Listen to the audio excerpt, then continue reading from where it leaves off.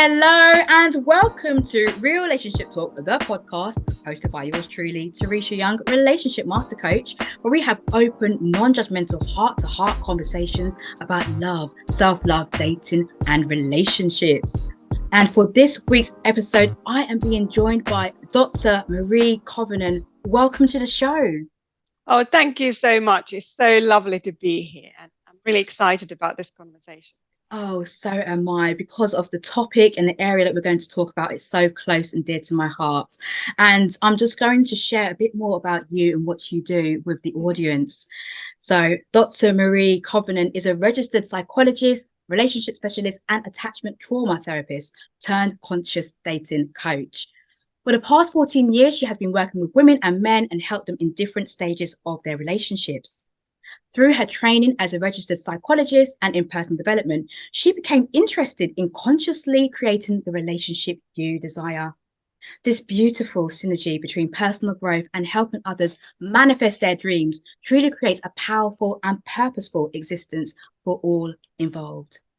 Now, Dr. Mari, as a conscious dating coach, helps high achieving women to date with ease and find the one without slipping into a situationship. Yeah. Ooh, that's a biggie. So Mhm. I am so curious, Mari, as to what are some of the key highlights that led you on your journey of your career path and being and doing all that you do right now?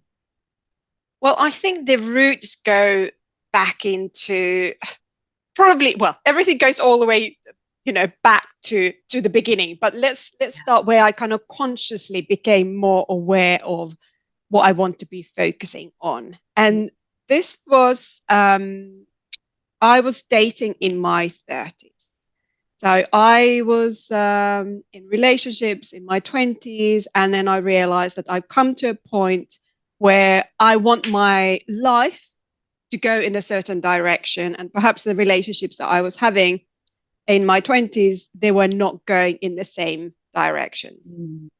And so I thought that, okay, this is the time now for me to enter the dating world again, and find I wanted to find someone who had a similar type of vision for life. And I thought that, like many people do, that you start dating and initially it was about kind of like, well, what's out there? Who is out there? And it was really quite exciting. And in some ways, I wanted to experience all of those relationships that I had and kind of just date and see people. What type of people are there? And but there comes a point where you realize that just putting yourself out there, and I'm more introverted, so I need I need time to recharge and then go out there to socialize. But I was very much kind of like dating, several people at the same time, and so going on dates, meeting people, and doing it a lot, and thinking that this is the approach. The more you date, the more people you meet, the more chances you have. And what happens then is that you burn out, then you meet people who are not the right fit. And I guess there was a point where in your 30s and your biological clock was there in the background and thinking, this is not looking good. It's not looking like the right kind of people around, and kind of becoming a little bit like, okay, I'm not panicking. At least I'm not admitting that to myself, because that would be like the worst thing. But, secretly, I was a bit worried that, dating in your 20s when you are naturally meeting lots of people at uni and so on is very different in your 30s. And of course, you are meeting lots of people who've been hurt. They are in various kind of situations, and they may be quite bitter even. And then I ended up in a situation, quite intense, short relationship with someone, which sort of made me, I guess, question relationships quite a lot, but also in some ways made me sort of lose hope a little bit, and And then when that ended, and then I sought some counseling to kind of regroup after that and kind of go and lick my wounds and so on. And then there was someone else, and there was all of these kind of situation type of things, which I thought in some ways that this is the new way of dating, that this is kind of the modern way of dating. Because as empowered women and all of this women's, liberation, I thought this is what does it take really to get into a relationship, into a long-term committed relationship.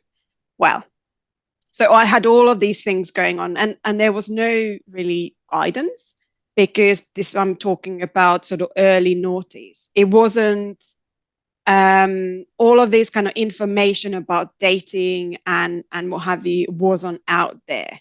So I was trying to navigate this very much by myself, because a lot of my friends were already in their relationships, were having kids, and they were not quite understanding my struggles, and they found that my dating experiences were funny. So there was a lot of kind of conversations and a laughter about the kind of dates that I went on, but deep down I felt like, what the heck, this is not going where I thought it would go.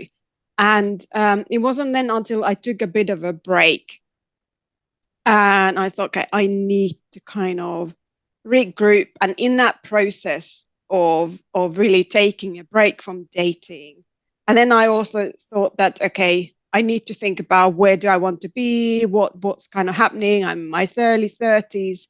So I'm originally from Finland, but I came to the UK when I was 19 for the first time.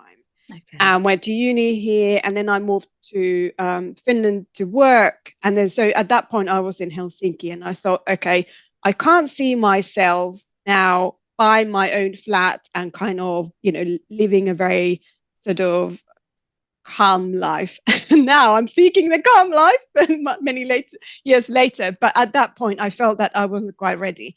So I thought, okay, I've lived in London before, and I thought, okay, that's an easy place to come to. This was pre-Brexit, obviously. You could just move countries just like that. And I thought, okay, let's just see. I'll go back. I can always move back if things don't work out for me. And so I moved back to London. But in that process also, and then I thought, okay, well, I don't know what dating is like in London, so let me just do a bit of a test. And that test was that I put an ad at the time. Dating apps obviously didn't exist.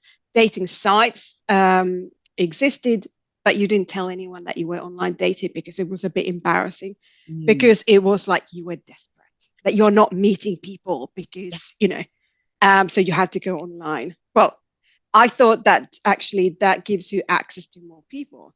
And so I put an advert on All Places Country. I don't know if I think it might still exist. At the time, you could rent a room, but you could also get a date. So I put an ad, and I got a few responses. I think there were 3 guys who were all like, Mr. Bond looking for Miss Moneypenny. Ooh. And I thought, okay, very original. There's 3 of you writing the same script. This is kind of, can you come up with something a bit more original? And then there was a couple of other guys, and there was someone who kind of stood out, who then now is my husband. Okay. So in that process of, I think it was about 6 weeks prior to moving to London, so we started emailing initially and then phoning each other, and which was, I guess now in hindsight, was good, because that allowed us to kind of exchange. And at the time, you were writing long emails. So you were kind of getting to know each other slowly. And then when I moved over, I think we met the day after, and the rest is history. So we'd had lots of conversations about various things about our lives and so on. And then we met, I think we had a 9-hour date. And, it was just like we met on this, May, I think it was, we were on the 3rd of May today, Yes. and then I think it was it must have been the 5th of May in 2006. Yeah. Rainy afternoon. We met at 3 o'clock. It was raining. We said, okay, let's go and find a coffee shop to go and have a sit down. But because it was raining, it was in Covent Garden. It was so packed. You couldn't go anywhere. And we were just walking and trying to find a place. And we ended up from Covent Garden to excuse me, Marble Arch. So we walked quite a long way. But during that time, we were, having a conversation, and I guess we were, like negotiating what are we going to do, and we were also dealing with elements, and we both love walking on the whole. So that was kind of like the first hurdle in some ways, and it just felt really natural. And that's what he said too, that it was like the whole process felt really natural. And then we started seeing each other, and then quite quickly became exclusive, and then we got married. This year it's 12 years. And then now we've got 2 kids. So this whole process, but also then, I guess even more importantly, meeting him, but beyond that, kind of building a relationship with another person. Whereas perhaps previously, when there was any kind of conflict, I would have bolted, and I thought this is the end. But now I'm realizing, well, actually, and I think in the beginning, I said to one of my friends, I said, I don't think my usual ways of being work for me anymore. So there's something it feels different. And there's something that I need to figure out. And then that's where I become kind of like obsessed with understanding relationships and what makes us tick, and how to build a relationship, good foundations. And so I'm on this journey since then, really. Wow, I absolutely love the way that you have described that journey. And one of the words that was jumping out at me when you were describing the experience of meeting your now husband was quality. The word quality, building that quality communication. Yes, it was a lengthy email.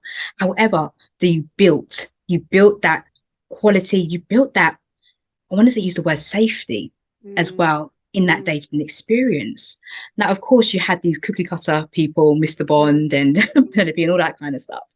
What is it about your now husband that made him stand out and look different to those ones? I'm just really curious about some of those qualities that stuck out for you. I think there's something about, okay, well, I guess one of the first things that I picked up was that he spoke 3 languages. So I thought, okay, so he's got that sort of international vibe that I was looking for. His parents are Italian. So that kind of, and interestingly, I think the year before, when in my single days, I had watched this. I don't know if you've ever seen this film called It's Under the Tuscan Sun, where this American woman goes to Italy and have this love affair. And I thought, I was in that state. I was like, okay, maybe I need to take 3 months off and go to Italy and have this fantastic summer there. Because there's something about the culture, the way people, they embrace life and love and relationships, families and all of that I really loved. And so I guess then very quickly his sort of values came through, his commitment to, and his idea of kind of family and commitment to creating a family and wishing to, even though I was kind of uncertain at that point that did I want children, probably because I wasn't sure whether more about my own abilities to be a mother more than anything else. But he was very straightforward. He was so straightforward. There was no guessing. When he said something, it definitely meant that. And he even said, I remember him many times saying, I'm just a very simple guy. There is no guesswork. And that is so lovely because exactly, there's no hidden meaning underneath. It's just as it is. And that creates that, okay, I know where I stand, but also that he was able to hold boundaries. because perhaps some of the other guys that I dated, and I had two longer term relationships in my 20s, and I think maybe they were a little bit more into me than I was into Mm. them. Yeah. So I would probably say jump, and they would say how high. Okay. And if there is no pushback in any way at all, Mm. then it's like, okay, but can I really trust you? Yeah. Can I really trust you? Because you seem to be doing everything. And where is your own kind of backbone? When are you communicating what's okay, what's not okay with you? Mm. And yes, I know it's sometimes, we are two quite strong minded people that it creates that, having to negotiate. But that also, I think is an important dynamic that we both bring forward what our views are, and then we negotiate. Mm-hmm. Whereas if there's a person who always just who kind of neglects themselves, and this goes for women too. Often is women neglect themselves, and they kind of mold themselves to be whatever the guy wants. But or even if it's the guy who doesn't quite believe that they're quite good enough, and they are just always go with the easy option, that just you lose interest, and I guess in sometimes it can happen that you lose sort of respect for that Yeah. person, Yeah. because they are not bringing forward for who they truly are and what they believe. Instead, they are just going with what's kind of what they think that you want to hear. Yeah. Absolutely. There's an element of people pleasing there Yeah, yeah. in that relationship. And touching upon some of the key things that you said there. So you've spoken about, for you personally, you took time to work on a love vision, what that meant for you Mm, when you were back on the dating scene. So you talk about love vision, you've spoken about boundaries there as well. You also mentioned about values, having mm, those alignment. Would you say that the lack of having those things, for example, just those things, there could be more, is causing more situationships because there is that ambiguity and there is that lack mm. of clarity? Are you finding that? Yeah, yeah, absolutely. And I think is there something about this sort of wishful thinking. Mm. I hope, you know, he likes me. He says that he likes me, but that doesn't mean that he wants to be with you and he wants to commit. I Mm. mean, it's all of this sort of, I guess, not having clarity on what you want and kind of empowering yourself. Yeah. And I suppose then you are giving the ball to the other person and saying, well, you do what you like with it, and I'm okay with it.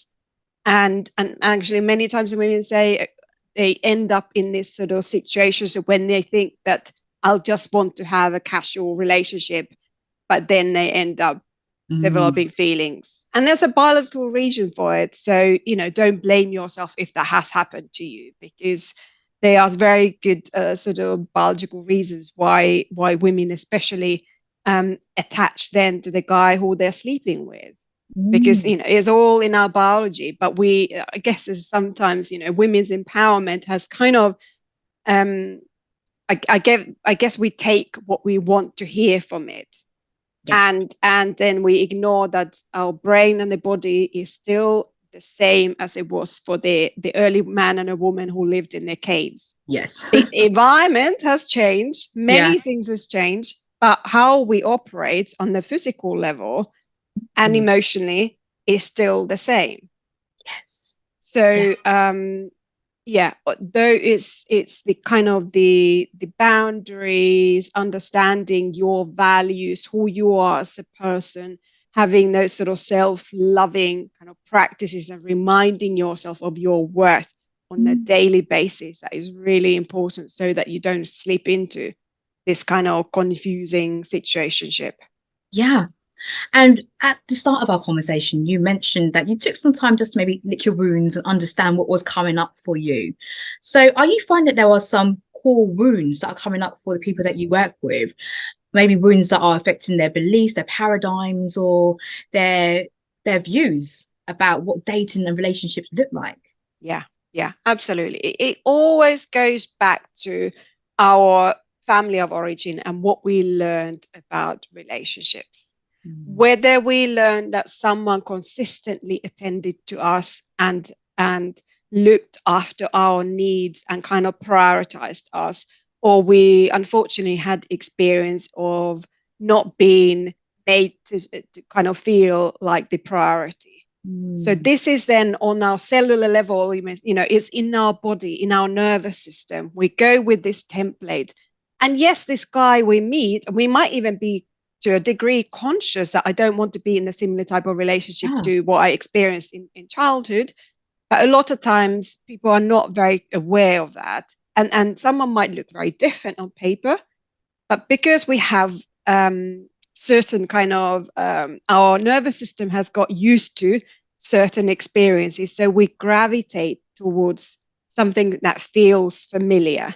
Yes. And so then we recreate this dynamic that we had in our childhood. So if our needs didn't get met then it's likely that we end up in a relationship with someone who's also not being able to be present in the relationship and create that sort of loving, consistently loving experience. Yes, I totally get that, because what I find as well when I'm working with my clients is that they will repeat some of the same patterns, Yeah. attract some of the same people into their world, Yeah. into their dating and relationship experience, because almost it's like they're trying to fix those wounds. Yeah. So you end up repeating the Yeah. thing over and over until you fix it. Yeah. So it's like an ever going round circle, like you're going round and round on this hamster ball until you're able to jump off. So how do we jump off? How do we become more conscious about the way that we date? Well, we need to go really back into connection with ourselves. That is the most important relationship you will have ever. Is how you relate to yourself. How do you love yourself? What do you know about yourself?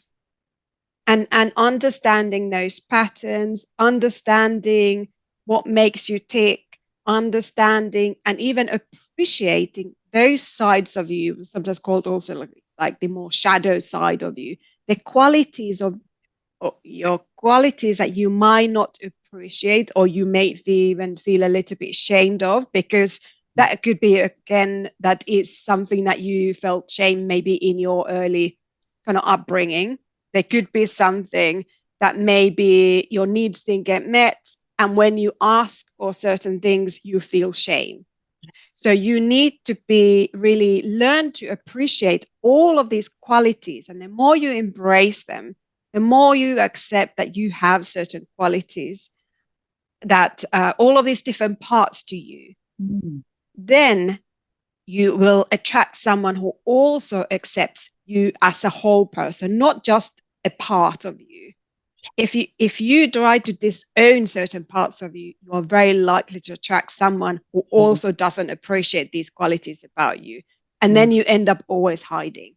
Yes. You end up hiding, and that's just a recipe for disaster, because living in a way when you can't be free is not a life, is not a relationship that is satisfying. And for people, because there is that power of self-love that you mentioned there. And again, I completely subscribe to the relationship you have with yourself sets the bar and tone for the relationships that you have with other people too. So really getting to know yourself at a deeper level. It might feel uncomfortable. Sometimes we have to get uncomfortable. Oh, absolutely. Yeah. Yeah. To get comfortable with it. Absolutely. Because familiarity will breed more familiarity, and you have to just get more uncomfortable with it. Yeah. So for somebody who is just thinking, what's one of the first steps that I can do to set me on my self-love journey? What would you give some tips on in that sense? Well, you could start doing journaling and really understanding, journaling about your early relationships. What was it like for me in my family? Writing down, journaling everything that comes to you. What did it feel like for me? And getting in your body. What did that feel like for me in my body to be in that family environment? There may be certain people who then benefit from actually therapy and and really addressing there. But for most people, it's really about kind of understanding, okay, these were the dynamics, this was what was going on, and really journaling and kind of externalizing your experience and making yourself aware all of this. So really, awareness is so important. And also that way you start to see, okay, maybe this was my belief. I believed about this or that about relationships, but is it really true? Challenging yourself about, okay, in my family of origin, maybe certain need didn't get met. Deep down, I'm connected. And this is really deep stuff, but it's so important. The more we understand ourselves, the better really for our relationships on the whole. So, okay, so this is what I believe, this is what I understand now about my relationship, but does that make sense in the here and now and where I am as a grown-up? Maybe that was a survival technique for a child at the time, because as a child, I learned that I had to be this person who is maybe the good girl, the girl who always thinks about other people's needs first. And that was a way to keep parents' attention or to get their love. But now, as a grown-up woman, okay, so now what serves me right now? How can I connect with myself? What will help me to feel more love? And then obviously I would say that meditation is absolutely wonderful for so many things, regulating our nervous system and really helping us to gain clarity on who we are and being more present and kind of dating even from that point of view, being calm and grounded is so helpful, because if we are in the state of our nervous system being activated, and when you're dating, if you're not protecting yourself and your energy, you will be triggered so much left, right, and center. So that's why the self-loving practices are so important, because it gives almost like a barrier a little bit to protect you from all of those people. And there are people, unfortunately, all sorts of experiences, but you need to protect yourself and kind of empower yourself to be in a place where you bit of a barrier in a way of not, it doesn't mean that you are not letting the right people to see you, but you are not just open arms, to absolutely everyone, because then you'll put yourself in a quite vulnerable position. So the more you understand yourself and the kind of pulls perhaps towards certain dynamics and where you want to go, so having kind of clarity on that, and also that self-loving practices that keep you kind of focused on, okay, and you need to ask yourself, okay, what does this feel like for me? Does it feel good? Does it feel like I feel kind of calm and in the presence of this person, for example, on a date? Do I feel like it's easy to be here, or does it feel like I've got a little bit of this uneasy feeling in my tummy? I'm not quite sure about that. And don't confuse those with butterflies and excitement, because if you confuse it, you might end up in the wrong relationship. And especially if that was the kind of feeling that you maybe had in your early upbringing, maybe there was that sort of nervous anxiety in your tummy, and that kind of feeling a lot around when you were growing up. So really kind of paying attention to your whole experience, because what I notice, and I've noticed over the years, is that I think this is a Western thing probably, that we live in our heads. We are so just living our heads, and we disconnect from the body, although the body sends so many signals to us all the time about where is it safe to be and where is it not safe to be, but we choose to ignore it and then just try to think, oh, this is going to be fine. And I think women also do a lot of kind of filling the gaps when there's no evidence. And giving the benefit of the doubt. But when there is no evidence, that means that there is no evidence. So seek for the evidence.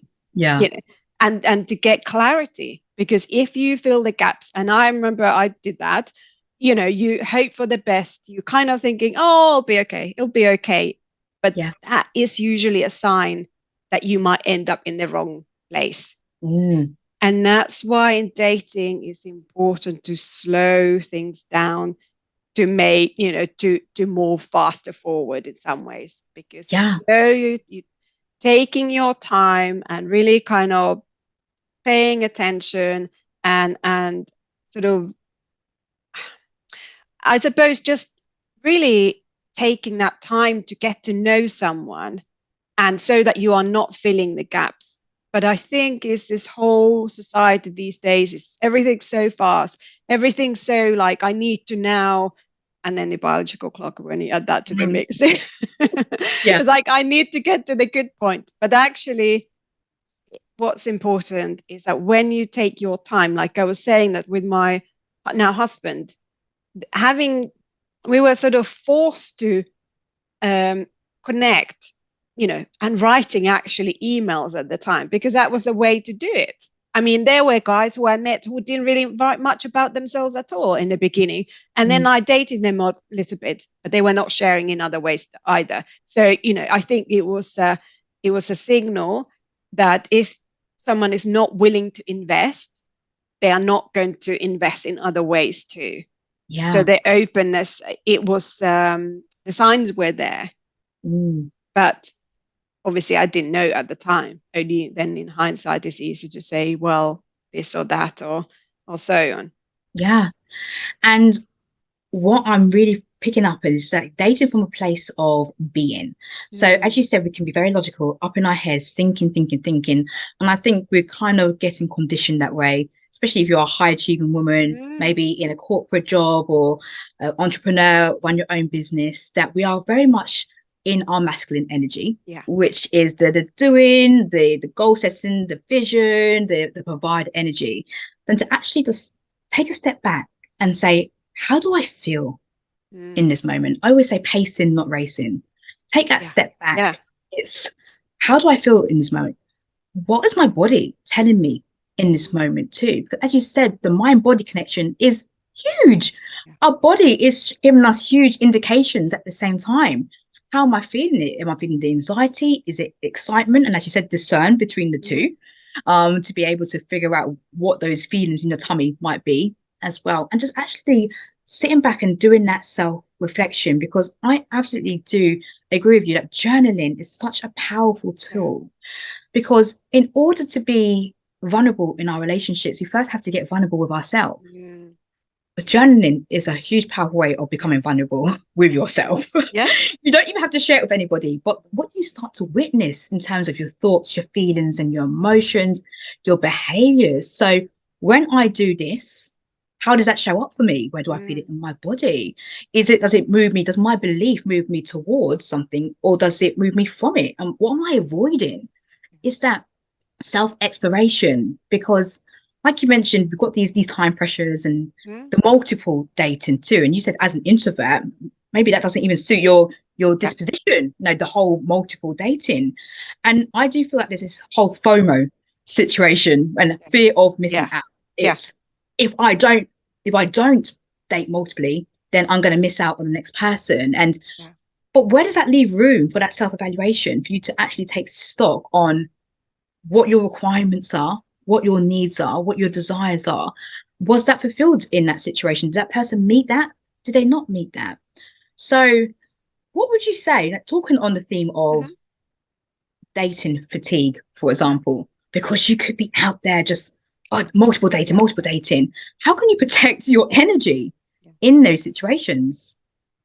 Well, when you have clarity on who you are, what you're looking for, what kind of qualities you have, and then thinking about what kind of qualities and behaviors does he need to bring to the table? What are your non-negotiables? What are then, and separating kind of nice to have versus what's really important. So there you are already eliminating, you already got a bit of a roadmap coming up. And then in terms of if you are someone like more introverted, yes, don't go on like numerous dates, I think it's good to have a few things maybe going on at the same times, but don't go on like 10 dates in a week or something like that, because bet you'll be totally burnt out. But also what we know now, that it's, necessary more kind of availability of more people doesn't create satisfaction. Yes. And so we need to be more conscious of and intentional where we put the energy. So having your bit of a roadmap, okay, this is where I'm aiming to go.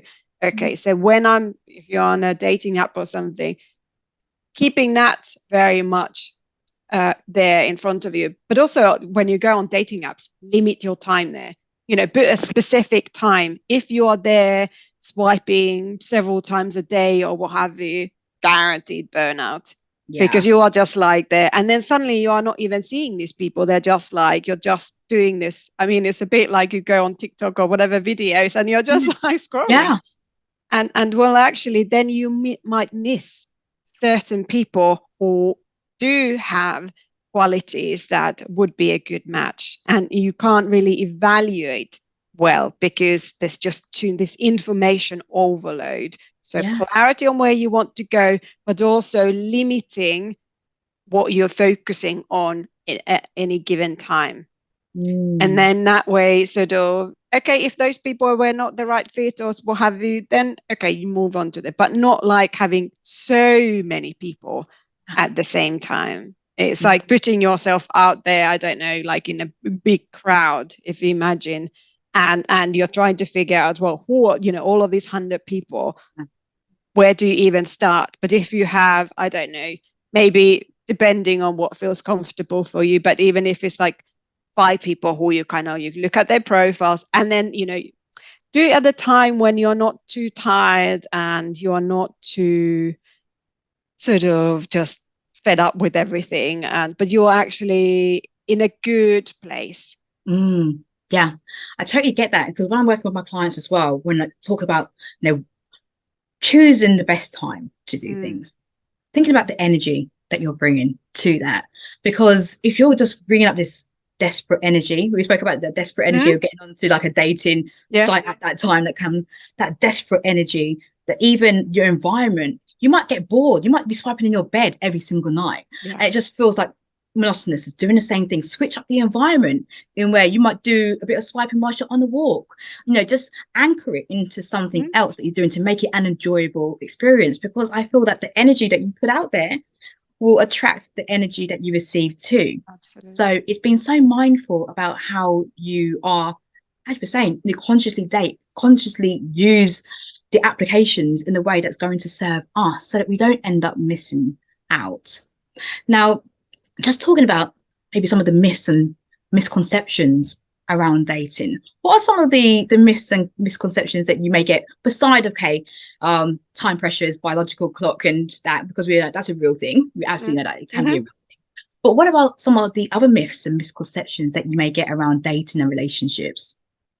Well, I think one of the things that I was sort of alluding to earlier on, and I guess it's like this women's empowerment, we've been told very much, I come from Finland, so it's been very early on, all of this sort of women's empowerment has been around for a long time, and so on. And I guess is taking from that, what I sort of believed about dating is that, obviously the general message is that women should and are able to do everything in the same way as men. But we are not the same as men. And neither we should try to be like them. Because we are beautiful, it's amazing that we are different. Yeah. And that's how we complement each other. Yeah. And so women may believe that and I'm not judging here anyone. So if you want to go out there and have casual sex and have fun, that's absolutely your right, and go and do it. But if you are looking for a committed relationship, you need to really be aware of certain things. So the myth I'm sort of alluding to is that this kind of belief that I need to be able to even have sex in the same way as man. Well, let's go back to our biology. The way we've been designed is that men's hormones work in a different way than women's. Yeah. Women, for example, when they have sex, there is oxytocin, this cuddle hormone. They get this release, which makes them more attached to the guy who they're sleeping with. So you can't fool these hormones. And yes, there are some women who say that, yes, I can do it. But it could be potentially that you are in some ways disconnecting and you're dissociating from your experience. And that could be a trauma response, potentially. Yeah. Mm-hmm. So, there are these sort of biochemical responses. And we need to, when we want to be really true to ourselves, we need to listen to ourselves and set those boundaries and think about what's good for us. And really, and I guess it's also the other myth is that I can't take time.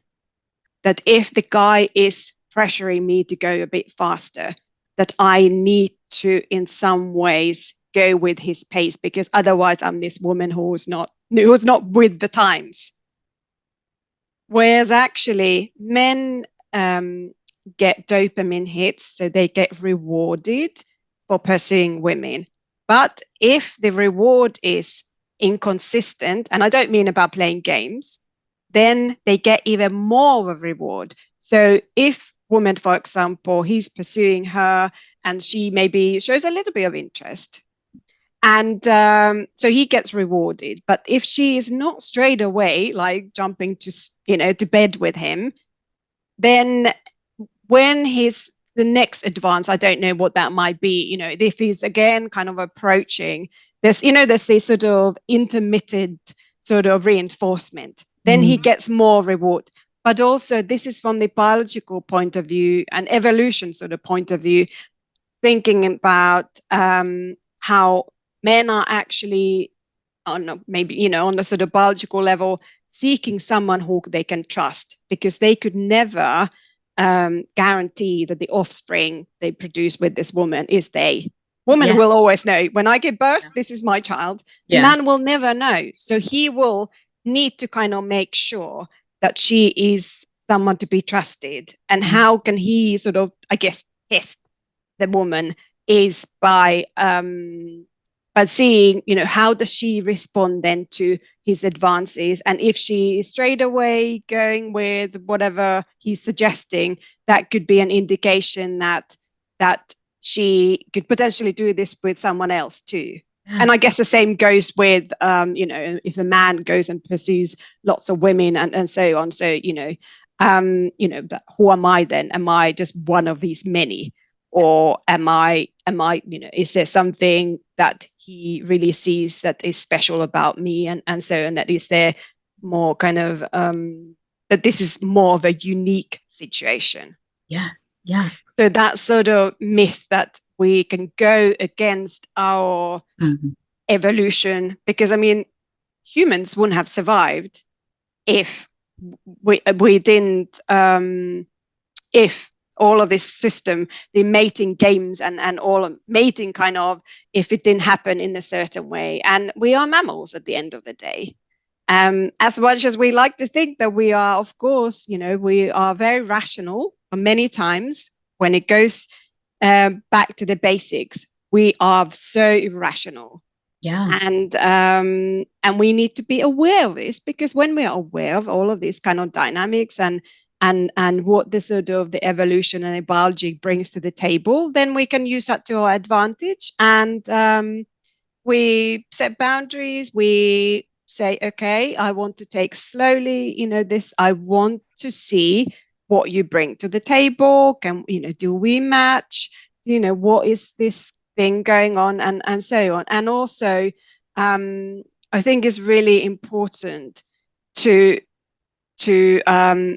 wait for physical intimacy, because don't fool yourself that physical, as in sex, doesn't create emotional intimacy.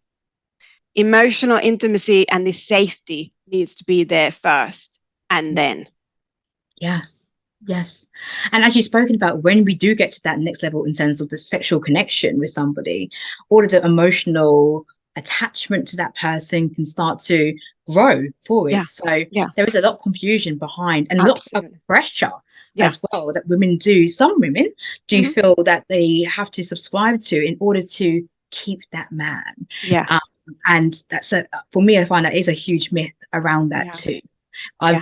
really believe that the quote unquote right person for you, you won't have to succumb to the pressures of it because you will just feel that alignment. And when you were speaking there a little bit about, it's not necessarily game playing, but I do feel that when it comes to a lot of what you hear out there, there's a lot of overthinking when it comes to dating and game playing. And of course, that will lead to fatigue. It will lead to not feeling like you're enjoying the experience. It's like, oh, he's messaged me now, but I'm just going to wait for a couple of hours. And if you feel called to respond, and it's not because you're not busy or something along those lines, it's act upon it. Again, what you were saying before is when we're not being ourselves, our true selves, then that's when it can cause some harm to the actual building of a connection with somebody there. So something else, what you spoke about was like just getting the absolute clarity, because you were here in the dating world that, oh yes, I want to get into a relationship. That might sound absolutely magical to you. You're dating, you think, yes, I'm looking for a relationship. That person's looking for a relationship too. But what is that person's definition of a relationship? And what's your definition of a relationship? Because it might be, that person might be, it's quite a casual thing. We just go with the flow. We just go with the flow, to see how it goes. And your definition of relationship might be, oh, it's monogamous. It's we spend X, Y, Z time together. We communicate like this. So having that absolute clarity about what your definition of a relationship is so important. Do you find that? Yeah, absolutely. Absolutely. Because again, if you're filling the gaps, you'll end up, and if you're not asking the questions, then you might end up in a completely wrong situation. And so many people have had said, both, men and women, it's like, oh, okay, my previous relationship, there was always this commitment. But now I met this other person, but this person actually has kind of one foot in, in the relationship and the other foot still kind of the doors open. So I never thought that this would be a thing even, because this has always been my experience. So it's really important to ask those questions and ask questions before you take your relationship to any deeper level, because it's so much more difficult to backpedal then when you haven't done your research. So imagine that this is kind of like a research project, not in a kind of cold, detached way, but a research project where you're curious and you want to understand. And, this investment that you're making here in terms of your emotions and your time and energy and everything is a huge investment. You won't jump to the, new job, for example, just to any job, just like that. You spend a bit of, lots of time thinking about, is that the right company? Is that the right position? All of that kind of stuff. So you need to put that energy into it in that way. But that will also save your energy in the long term if you do your kind of research in a sort of thorough way. Of course. And I do feel, okay, it does require effort. It requires exploration, explore curiosity.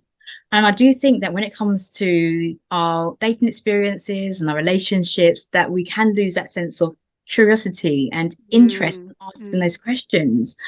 And sometimes people are very fearful of asking questions because of they're worrying too much about how the person's going to respond, how they're going to receive it, how they actually going to get the feedback in that dynamic too. So there can be a lot of fear behind asking questions.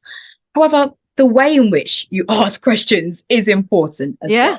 Absolutely. Because if you're going to come and it's really quite defensive or feels like you're attacking that person or very cold and blunt and direct when you're asking that question, then you might not receive the best response or the response you're hoping for. But the way in which you phrase it and you just have that, oh, can you tell me more? You Yes. know, oh, describe that in more detail. How did you feel when you Mm. had that? How did you feel when you experienced that? If you're on a date and they share something with you, oh, wow, that's a powerful share. And how did that make you feel at that time? Yeah. It really gets to the depth of that person. Mm. And I'm just thinking about, you know, you shared some of the learnings from your previous Mm. relationship and also what you've experienced too. Would you say that there are any other key learnings that you've experienced from your current relationship and your past relationships that have really like, set you up for how you move forward? Mm. Well, I guess it's the biggest thing is this may be repeating the same, but it's the way I feel about myself will then reflect on how I am in a relationship. Mm. And this is applies to whether it's my husband or with my kids. And so my morning meditation, my creating this space for myself is the most important time in the day. And anytime I notice that I'm kind of slipping and I don't have time or whatever, and then I'm like, why am I so now I'm more irritated or whatever by this thing that my kids, do. Yeah. Or and then I'm like, oh, okay, I think I've Mm. missed a step here. And I think I need to go back Yeah. and really go within. And I need to find that space. I mean, I tell you that I think the first time we had COVID and it was one of the lockdowns, I think it was a Christmas lockdown, I meditated 3 times a day. And that was the only way to get through with my very active Yeah. boys. Or where, and actually it was surprisingly okay. The COVID was a little bit of, tough a few days, but it was the best it could have been. But that was a time that was so testing in many ways that we were cooped up inside, not feeling great. But that meditating so helped because I was so much more grounded. And so that's essential. But then, obviously, just also really owning your feelings and communicating in a calm, in a kind, compassionate way about what what works for you, what doesn't work for you, Mm. and being really honest, but not in the kind of brutally, honest, but in a kind and compassionate way. Mm. Because if you don't do that and you're trying to gloss over certain things, he will keep coming. And the other person, they don't read your mind. No one is a mind reader. I mean, I've been Yes. studying psychology forever. I can't mind read. So, if Yeah. someone doesn't tell, you don't know what's going. Okay, Yeah. you can imagine maybe from certain things, and we Mhm. have these mirror neurons that help us to understand Yeah. and kind of feel the other person's, but we are still not we can't still guess. And if we guess, Mm. then we might get it so wrong. And even if we try, and I think this is for long-term relationships that you have to keep being curious about your partner. Mm. We have this tendency to automate our relationships and kind of assume that this person is thinking that and they're thinking this. Yes. And based on maybe even past experiences, and this is actually natural for us humans because that way we're saving energy. But Yeah. if we are automating our relationships and we are not being curious, we are losing connection. And the Mm. other person might not think in that way at all. They Yeah. might think in a completely different way. And then you might have created this scenario in your head that is not based on truth at Oh, all.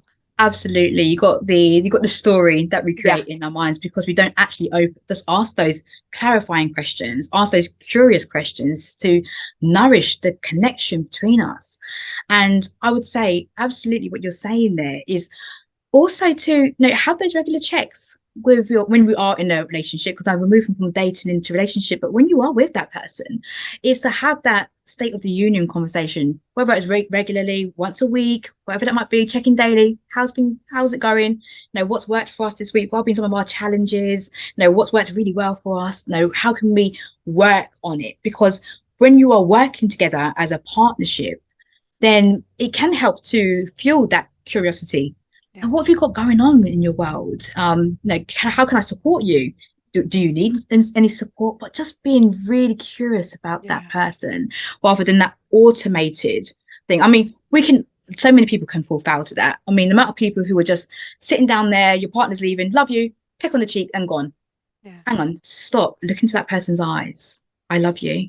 Mm. And you say it with meaning and you say it with power rather than this just run of the mill thing. It's just that slowing it down. Yeah. You know, if there's a massive message, it's just slow it down, Yeah. really, and be present. Mm. You know, be fully present to the experiences that we're having. Mm. So I spoke a bit about defining relationships, Mm-hmm. what that means for you. And for you, Marie, I wondered, what is your personal definition of love in a romantic context? What does it mean to you? I was thinking about this because I knew that this conversation was coming up. Mm. So I think it's obviously the shared values, the shared certain interest. There is, but even more important than that is emotional safety. Feeling like I can share anything Mm. and it will be received in a in a at least if the other person doesn't quite agree with that, but there's enough safety in that that we can negotiate that and we can talk about it. And but it's the emotional safety, because without emotional safety there is just two very separate people who are not connecting. And then having then obviously this shared values, interests, and I think personally I feel the commitment to our relationship, our to a family unit is and of course you need a little bit of that spark too. And sometimes still look at my husband. I was like, when did he came back from the barbers on Sunday, and I was just like, oh yeah, Oh, remember yeah. that. I remember that. Yeah. Yeah. Yeah. You know, which, you know, in the family life and all of that, that you can kind of lose yourself. But, you know, there's something about seeing yourself and what you were saying about kind of slowing down and asking the other person how you are. And all of us, since we were a child, we all dreamed that we, at some point at least, that we are in someone's focus, that someone sees us, and they kind of take their time to ask, how are you, in a way, and seeing, you know, what's going on for you. Mm. And this is so powerful. And we often in busy lives, and when we kind of get more distracted, I mean, there's so much going on, and, you know, in our daily lives. And if we don't purposely really create those points of connecting, we start to drift apart. And the Mm. more we drift apart, then it's more difficult to kind of, you can bring it back, but then you may need external help, or some sort of some awareness of where is it kind of not working. But Yeah. those moments or small moments of connecting, whether it is when you are leaving or when you are coming back, but always those points of kind of connecting, they are so important for Mm. our relationship. Yeah. And kind of being able to navigate all of those things that then maybe start to annoy us, because every argument essentially is about the lack of connection. Yes. It's not about the bins not being taken or whatever, Mm. the crumbs on the table. Is about not feeling like we're connecting, that Yeah. feeling safe in the relationship. Yeah. And that's a huge piece because when you can, and that's such a powerful share that you said there about your personal definition of love, because that will resonate with so many people, because it's that sense of clarity and to be able to actually communicate that to your partner, because we can have that silent divorce when we just start to Mm. separate and we don't know why. And all of a sudden, we are actually talking maybe about divorce. But there has been this build up because of the Yeah. lack of connection, and the connection's changed. And you have kind of been in denial Mm. about it as well. So you're going to go through a grieving process, maybe, and you're still together, but you feel so apart. Yeah. And that can be a real lonely place to be. Absolutely. Mm. So to be able to feel safe, like you said, that emotional safety with somebody that you can actually express your needs. Yes, they may not necessarily agree with your feelings, but your Mm. feelings are your feelings. Yeah. But to feel that that person has heard you, that they Mm. see you, that they feel you. I completely get that. I completely understand that premise. And this is why when you check in and you have that really open, honest, from a kind place, an Mm-hmm. understanding place conversation with somebody, then you can start to unpack some of the things that are showing up and nip it in the bud Yeah. before it blows up into something else, or it doesn't blow up into anything at all, and you just end up in this really boring, dull, monotonous relationship feeling, oh, I wish there was more. Mm. Or perhaps there are many green flags in that relationship too Yeah. Yeah. to focus on. And I think sometimes we can very much focus on a lot of the red flags because there's so much out there, isn't it? Talking about red Yeah. flags and so forth. And we are wired. We have Yeah. that negativity bias. Yeah. We are wired to look out for the danger and the risk. Going back to the cave days, Yeah. so Yeah. Yeah. we're wired to look out for it. So to actually take time, take stock, to focus on actually what is working, and then perhaps you will attract more of what is working in that dating experience or in that relationship experience too, which I think is that awareness is absolutely powerful. So, Dr. Dr. Marie, this has been such a wonderful conversation. I love how you have explored the power of the body as well and the nervous system and understand a bit more about how we are wired biologically, because that can have a huge bearing on why we do the things we do or why we Yeah. feel the way we Yeah. feel about things. And quite often we're not very much connected to our body. So I also want to just thank you for your time in having this conversation because it has been so insightful and you've shared so much, and it's going to really help people get that clarity that they need in the dating experience. And it all starts kind of with ourselves. But that's not, I don't want to leave it on my key takeaway. I would love for you, if you do have one, to share with us, one key takeaway, if anything, that can help people on their journey of love, life, and relationships. It's emotion regulation and understanding your emotions. Mm. We, I don't know, there was this whole culture of that many of us grown up with emotions are either bad, dangerous, Mm. or should not be shared, shameful Yeah. in some ways. But why were we given all of these emotions if we don't use them? They are like the dashboard on the car. Mm. It'll give you information about what's working. Do you need to, depending on the kind of car you have, do you need to be petrol? Do you need to recharge your car? Which light is not working, or so on. So all of this information, your emotions give you this information. And if you clip the wires in the car, you have no idea what goes under the hood. And the Yeah. same with our emotions too. If we clip the kind of the connection with our body and understanding our emotions, Mm. then we have no clue about what's happening. Oh, wow. So when we can consciously really ground ourselves, regulate our nervous system, and we connect with ourselves, then we can connect with other people from that place. But Yeah. it's like perhaps the most important skill for ourselves, but for our relationships too. Mm. Oh, yeah. How powerful is that emotional intelligence, and to lose the judgment around the emotions? It's bad to feel angry. All of those little big boys don't cry.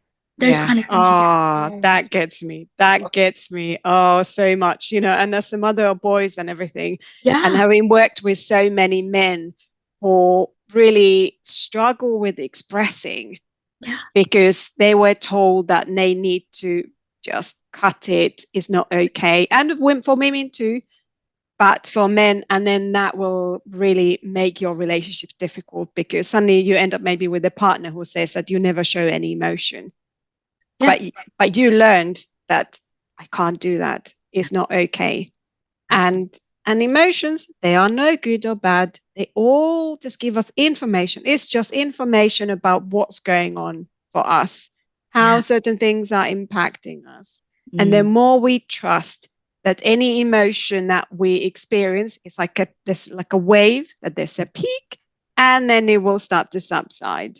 Yes. And when we kind of navigate those and we kind of just mindfully understand and observe it, then, and also what happens is that when we are in a heat of an argument, maybe we'll feel angry. Yeah. We also disconnect from the more rational parts of our brain. So we are acting like the caveman, cavewoman, and literally it's about safety and survival. But if we know how to regulate ourselves, what helps us to soothe ourselves, then we can hopefully come back quicker from that emotion peak. And then we can connect back to the more rational brain. And then we can kind of take action, whatever the appropriate way of being then is. But if we try to block our feelings and we just try to run away, or we in some ways try to just hide our feelings, it gets our relationships, but also our well-being kind of suffers. Yeah, totally. What you resist persists, and it will probably show up in some way, shape, or form, if not now, but somewhere later down the line. And as you shared before, journaling is such a powerful tool to be able to help you feel more connected with your emotions, start to observe your emotions, notice patterns that are happening. So when this scenario happens, I've noticed that each time this scenario happens, I feel this certain way. So what's the trigger? What's the activation? And you can start to really work on yourself. So that is absolutely a powerful share there again about really starting to have that emotional intelligence and regulation too. So thank you for sharing that. Marie, how could people who are listening to this podcast episode reach out to you, follow you, and do you have any events coming up as well that would be of interest to the listeners? So of course I'm on Instagram and LinkedIn. I also am launching my own podcast, and it might be already available by the time this one comes out. So that's going to be How to Love Successfully, and it is for high achieving women seeking that long-term committed relationship. Excellent. And also then right now I have available for this meditation called Pre-Date Bliss. So it is designed to help you to really calm your nervous system before you go on your first date. And hopefully you will have a much better experience. You'll feel more kind of calmer, more grounded, and you're also able to kind of engage with that more playful side of you instead of kind of feeling the nerves and so on. So that's sort of something to help you to prepare for your date. Once you've vetted that right person that you want to go on the date with. And but those are all, I'll give you the links and you can put in there in the show notes. I will definitely drop them there. And Dr. Marie, she does some fantastic work and I follow her work too. And it's so inspiring, very empowering work that she does. So I do invite you to check out her social media handles and the meditation and her podcast coming up. So again, thank you so much for your time, your energy today. I really do appreciate it. And for everybody else who has listened to this episode, I want to thank you for your time, your energy, and your attention today. And until the next episode, take great care of yourself and others too.